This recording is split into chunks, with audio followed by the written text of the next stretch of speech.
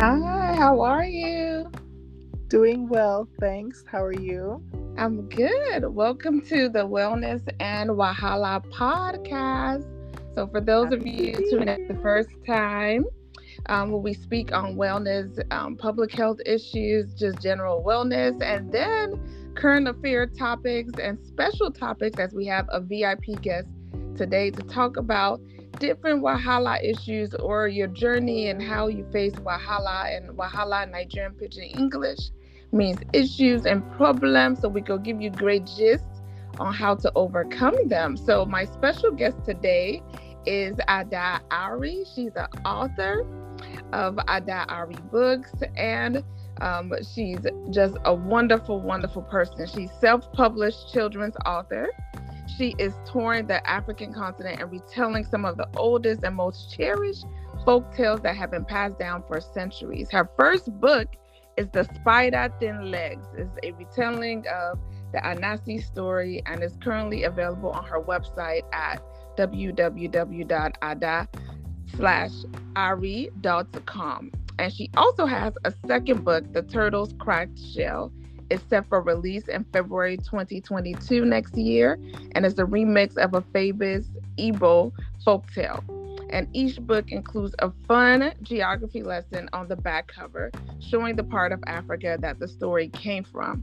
Her book also includes fun facts and cards to teach young children about the various tribes that brought each story to the world. So Ada is very inspiring to me as a mom and just as a woman entrepreneur. And she was really inspired by her two children, who are 2 and 4, who she's raising here in the United States. As she started reading to them, Ada wanted them to enjoy these tales that her grandmother and other family members orally shared with her. As Ada remixed these stories, I love remix, to apply them to her children, she unearthed a deeper dream to share these stories with children of all generations. Ada has been passionate about sharing her Nigerian and African heritage with the world. In 2015, she founded Ada Ari Fitness, a pioneer fitness brand that connected exercise lovers around the world to African culture by pairing workouts with Afrobeat music. Yes, so. And Ada is also a co-founder of Koli and Olam, a publishing brand dedicated to introducing young children to African languages. Their first word series, including 3 board books that translate easily recognizable animals, body parts, and things around the home. And I know I've purchased the Yoruba one. She has an Igbo, even in Ghanaian Twi. She's just awesome. The series are an instant hit with young children of all backgrounds who are attracted to bright images and engaging colors. Ada is also a strategy and operation professional whose career has spanned various industries. She is the bomb. In addition to parenting her adorable children, she is fond of playing the piano and also jigsaw puzzles. So over to you, Ada. I'm so happy to have you. If I missed out on anything, you're the bomb. Please, let them know who you be. Thank you so much. Thank you for that amazing intro. I appreciate it. I will say one thing. The website is www.ada-ari.com. So please do check it out whenever you get a chance. But I'm really happy to be here. So thank you for the platform. Thank you. And I'll make sure that I drop the website in our profile link so people can easily go to the profile in the podcast to access it straight to her website. So thank you. So my first question to you, Ada, is can you tell us about your journey, to becoming an author and, your entrepreneur journey, your professional journey, and what type of Wahala challenges, you experienced on the way, and how were you able to stay on track, on your path to igniting your purpose and fulfilling these wonderful projects that you have and books? Over to you. Whew, okay, let me try to remember all the questions. Please feel free to re-ask if I omit anything. Yes, but yeah, my daughter, I started reading to her when she was, I guess, an infant, as we do these days. And I just remembered all these fun, amazing stories. The first story that came right into my mind was The Turtle's Cracked Shell. And I remember how it was told to me. But I said to myself, there's no way I can put some of these details in a book today without it being like really inappropriate or, not necessarily properly sensitive. So I decided to remix it. And because my daughter at that age, she's too young to really be told stories and then kind of capture them or remember them. So I knew it would have to be in the form of a picture book. So really, she was the inspiration behind starting these books. And then when I had my son and started reading to him as well, it just amplified that need. I think I was going through quite a bit in my life. So there was kind of a traumatic event that happened, and recovering from that, I just was gingered, Yes, if you would say, to actually start working, because it took me like 2 or 3 years just having that inspiration in my heart. But it really took me a few minutes to put the first draft together. And when I put that first draft together, it was like igniting a spark. People just came through and started, working with me to edit it, doing my peer edit reviews, and one, two, things just took off. So that's for the folktale bit of the story. Now, Koli and Olum is something that kind of came about almost out of the blue, as I was already baking these ideas. My sister-in-law and I were talking about her company and her brand, That Igbo Child, which is dedicated to teaching young kids Igbo. So well before she started that brand, she used to send me and my other sister-in-law in America fun tools like flyers or charts, poster boards, books, cards to help us learn, help us teach our kids Igbo. And we're talking about just like re-strategizing and things along those lines. And that's when we came up with the idea to create some really simple language books that would be really straightforward, very giftable. So I know you said you got a copy. Thank you for the support, by the way. Yes, it's lovely. Thank you. But yeah, we're thinking like we want this to be something that could be easily given as like baby shower gifts. People are always popping babies. So baby shower gifts, birthday gifts, things along those lines, Christmas gifts, because we are in the Christmas season. And so in working on that, I started getting contacts in, printing and illustration and all those things. So it's kind of crazy how it happened, because Koli and Olum ended up rolling out before my storybooks, but it was really easy to piggyback off of that and just use the same contacts and the same vendors to print and illustrate my my storybooks. And so that kind of all worked out very nicely. It is awesome, and and I'm happy that you said, you were thinking about it for years, but then once you ignited the power and say, okay, let me just start putting this down on paper. It didn't take that long, for you to really bring it to life. So sometimes people think that, when they see the end product, they just think that it happened overnight. No, it took you some years, and for the dream to come alive. But I'm happy that you could continue to stay consistent and you didn't give up. So that brings me to our next question, which is, in our culture, many youths, especially women, I believe, our age, they suffer and smile a lot, because of just the cultural pressures that are put on us. And can you give us some, gems of wisdom, some tips, some strategies that you used along the way to stay focused on your journey?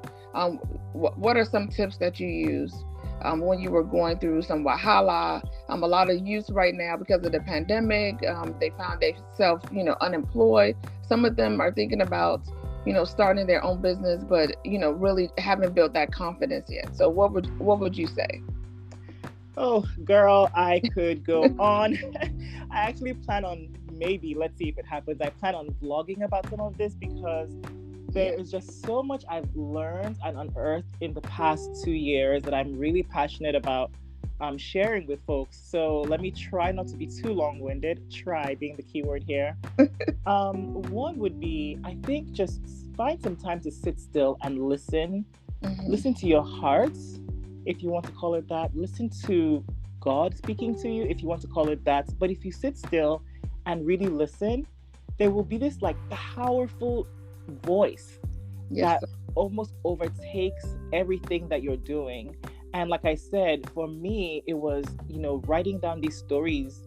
This turtle's cracked shell was the first one.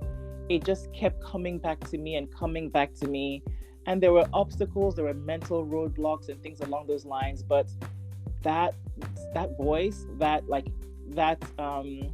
encouragement or that calling just stayed consistent. Mm-hmm. And I think it's really important for us to realize that that voice is something we should really pay attention to. And if we do pay attention to it, I think like it's tied to our destiny to some extent. Mm-hmm. If we do pay attention to it, it's amazing how doors will just open up in the most unexpected ways. The other thing I want to kind of piggyback on that is like combating fear, because we can find thousands of reasons why we shouldn't go out on a limb and try something new, but combat that fear, man. Just combat it and just try. You'll never regret trying something. The regret always comes from wishing we had tried. Mm-hmm. So dare to try, be bold and dare to fail. And you might be surprised. You might not fail, you might succeed. And that happens so much more. But I feel like a lot of people stop at the fear and they just never know what could be. The other thing, and for people who know me personally, they're probably going to roll their eyes when I say this, but community, man, community is so powerful. It's so strong. And I wholeheartedly believe in the power of community in the deepest sense. So even for me with these storybooks, the first story, actually, I'll be honest, the only story I had in me was the turtle's cracked shell.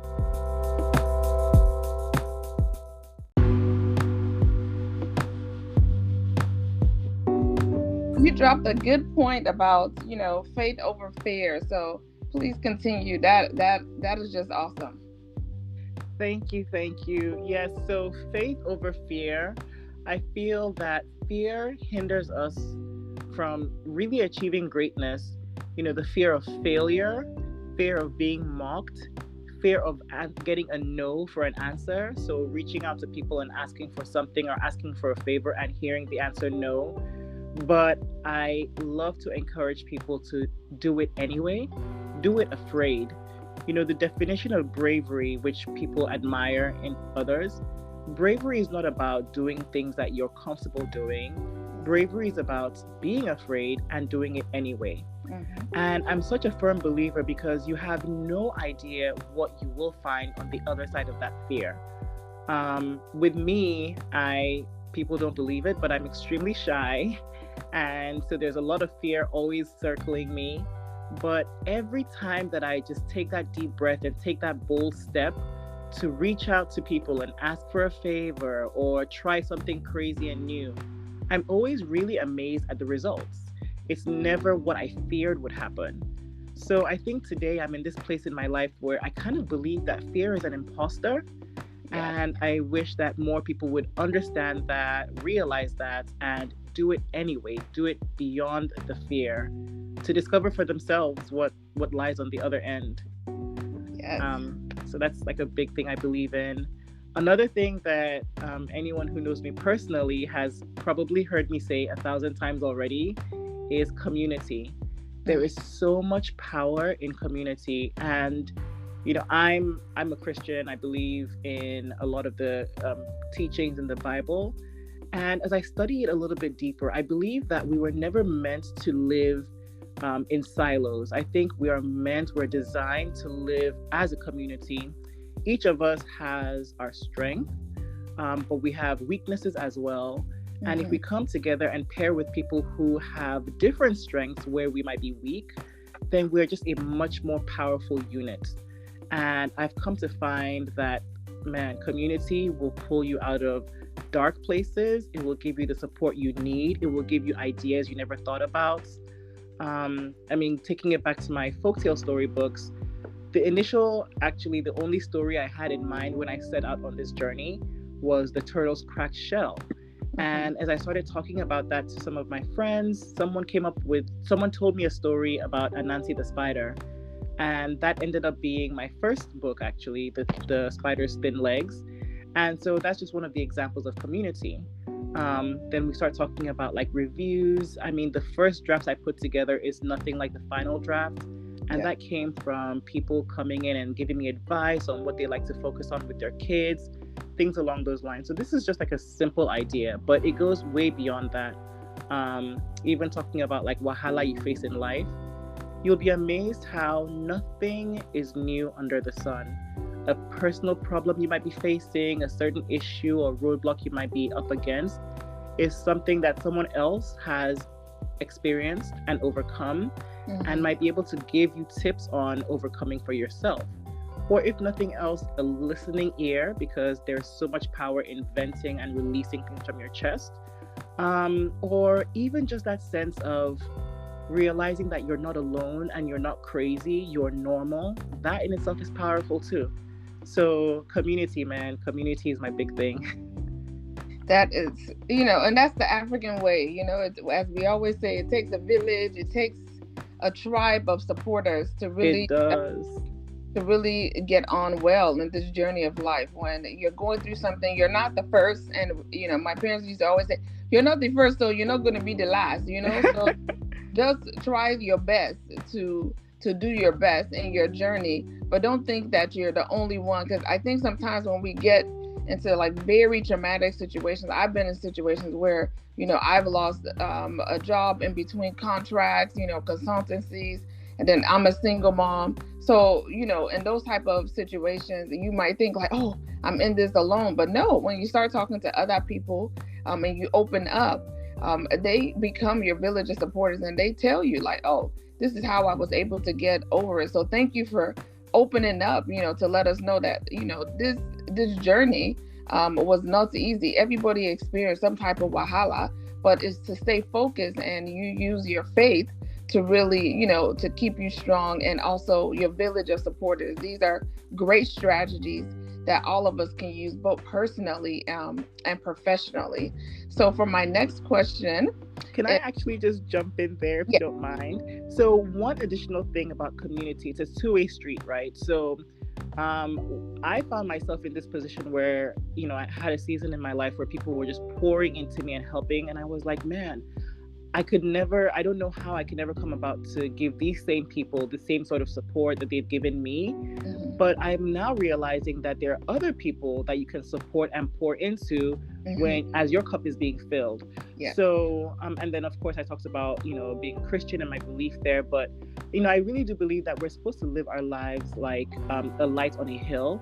So let people see what it is that you're doing and how you're doing it. I know a lot of people believe in like secrecy or doing things undercover, but there's so much power and inspiration that you don't even realize you're pouring into people by just showing them, how you overcome obstacles and how you're able to succeed, or how vulnerable you can be. So, that community is two ways, right? It's in being open and allowing people pour into you, but also looking for the different ways that you can pour into people.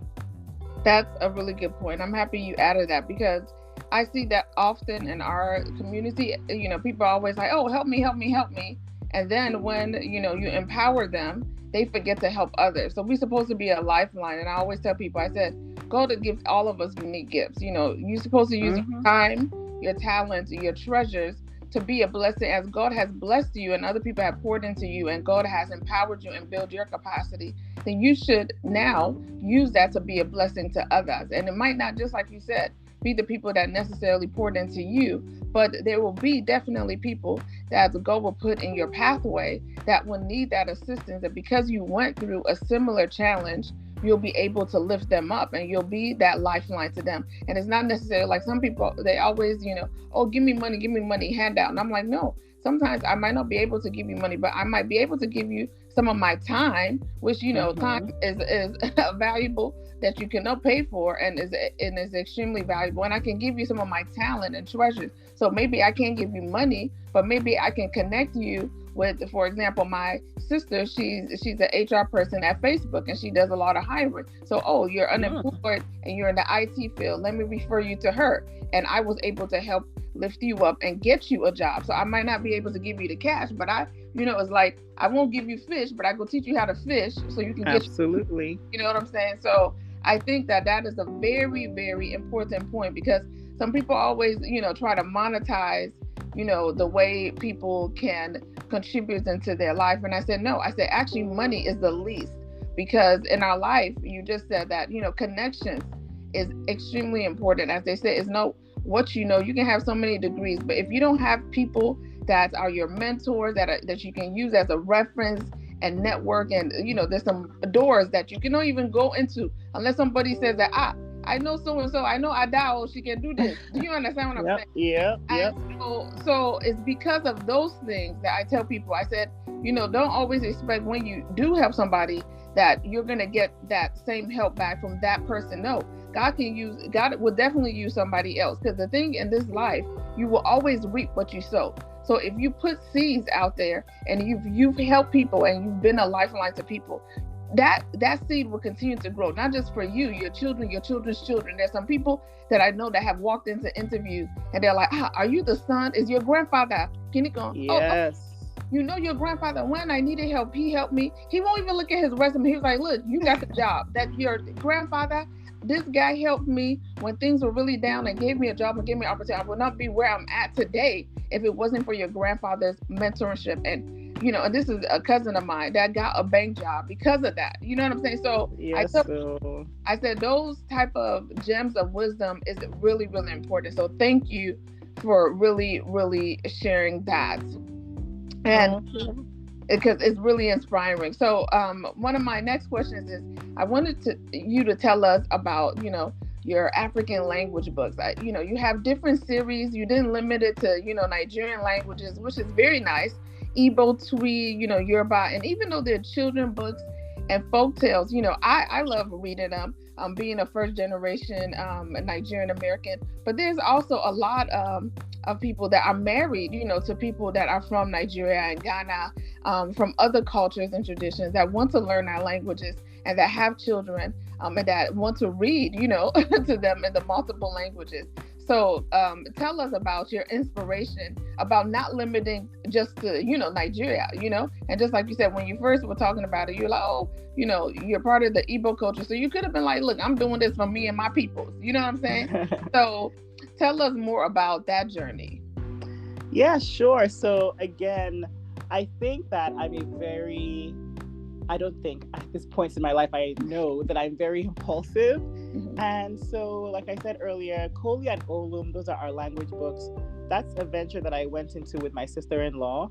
And it was really born out of just looking at her business and ways to improve like product strategy and things along those lines. So the actual brand was initially Igbo focused. It was teaching Igbo kids the Igbo language. And so we came together, we put together the Igbo version of this. And I said to myself, why are we limiting ourselves? Like if we duplicate these efforts and we create something for Yoruba, then we automatically we can reach, double the clientele potentially and influence them. And that literally just started this snowball effect of, oh, well, why do we stop there? What other countries are there? So Tree, for example, is I think the most commonly spoken Ghanaian language. And then we started thinking strategically, like, okay, what's the most popular African language in the diaspora? And that's where Swahili came into play. Amharic is on the way, Hausa.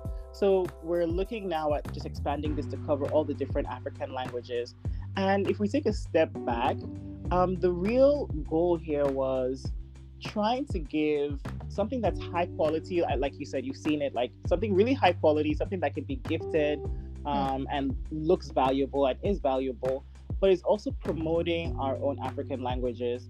So I can tell you, we've got tons of requests to add Spanish and add French to the offerings. And we keep kind of pushing back and hesitating just because we really want resources for our own languages. Yes. Not just for our kids, but something that came out of it that I found super interesting and that I'm super excited about is that non-Africans also want these things. So I, again, impulsive me, and no one believes I'm shy, but I took the prototypes that we had and I went to my kids' childcare center at pickup time and I started like scoping, okay, which parents here look African? Let me tell them about it. Maybe they might like it. And the director pulled me in and she's like, oh my gosh, we need this. Right. As accredited daycare center or childcare centers, there is a mandate for diversity and inclusion in foreign language learning. Yes. And this would absolutely meet that. And that was the beginning of kind of uncovering the interest that non-Africans had in educating themselves and their kids on our languages and our culture. And so that opened up this entirely different, like, I guess, clientele, if you will. That's so exciting. But again, I'm just excited because it really touches on a passion of mine. I've lived in America since 1996.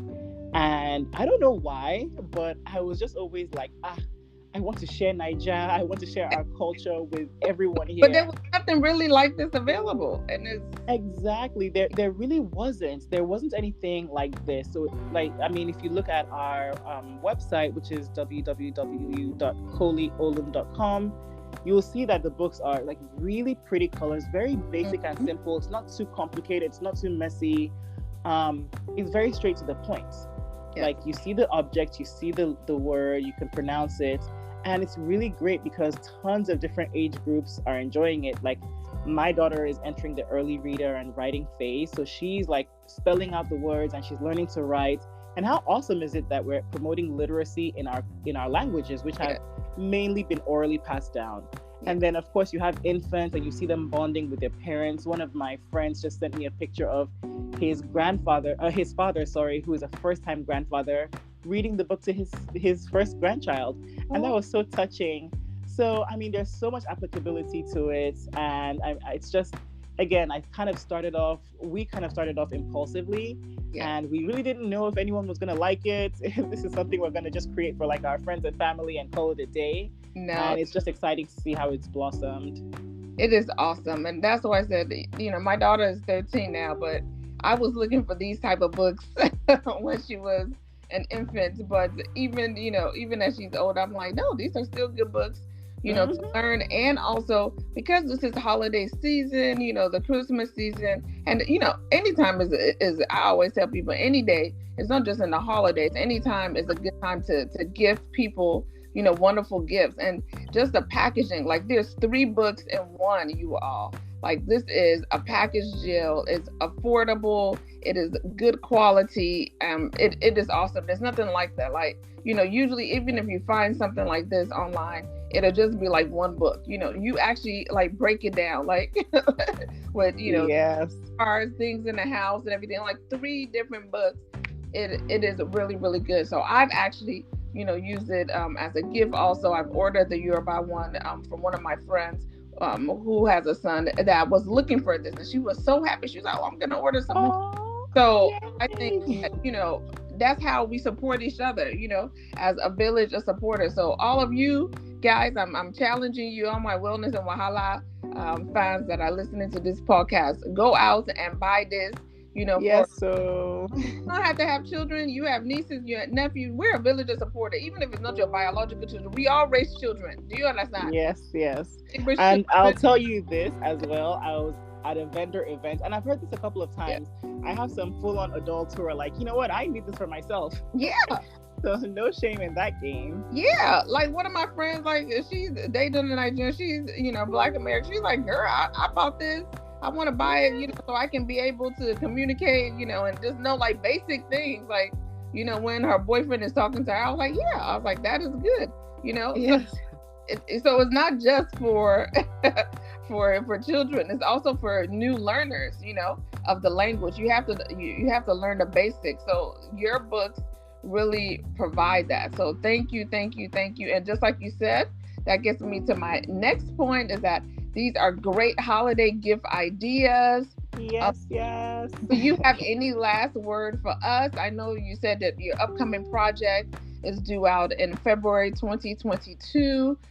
Tell us more about that. Drop your social media, your website, how people can reach you once again. And I will also share these links in the profile. So over to you.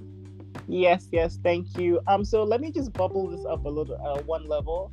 And as I think about Black History Month and what Black history really means, these folktale stories, so the spider's thin legs, the turtle's cracked shell, these are a piece of history.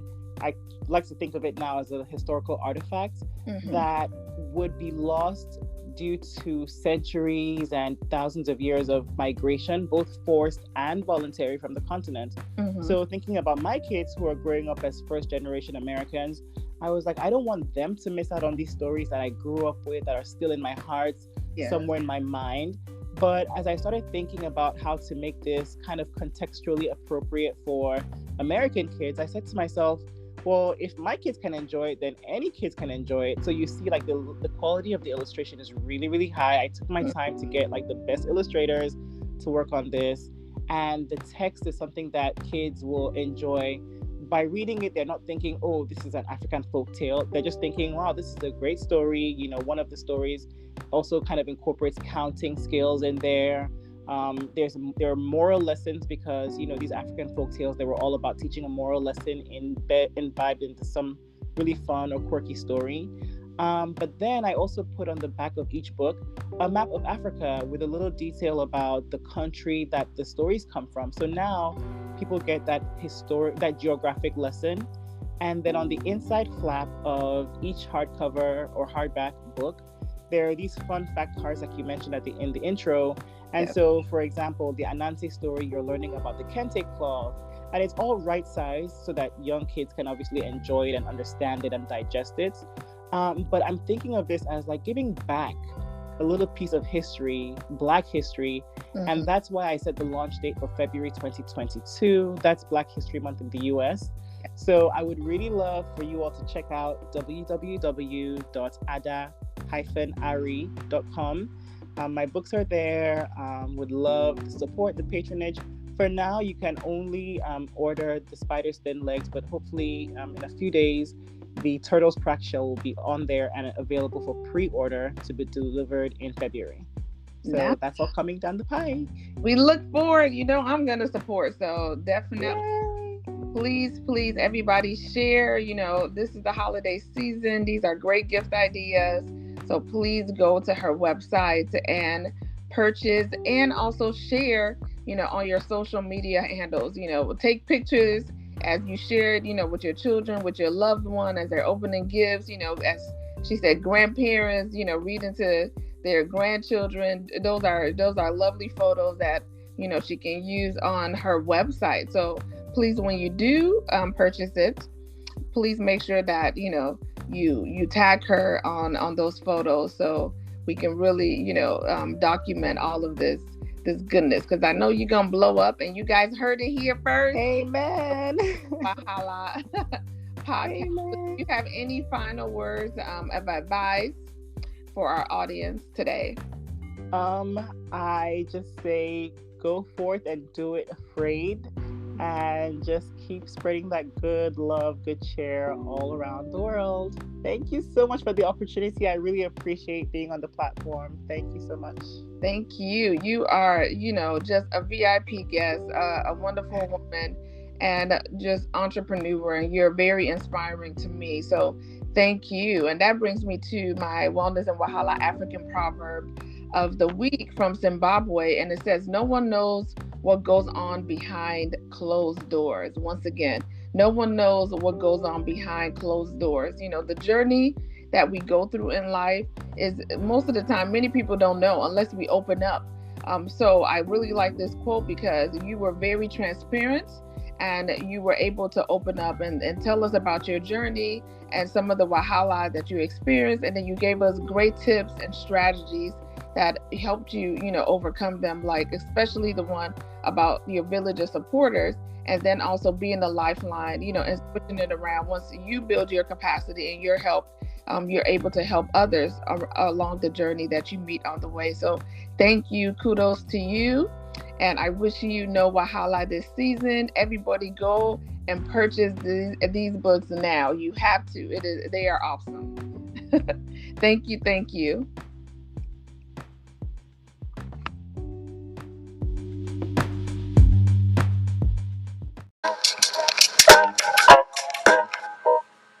Woman don't suffer, love everybody.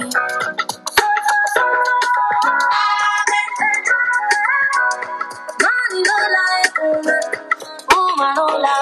woman. She no be like water. Water.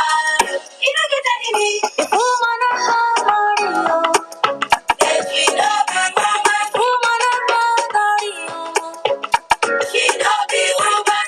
If you not got him on the side, they gonna put woman aside. And eventually, they go suffer, suffer, woman.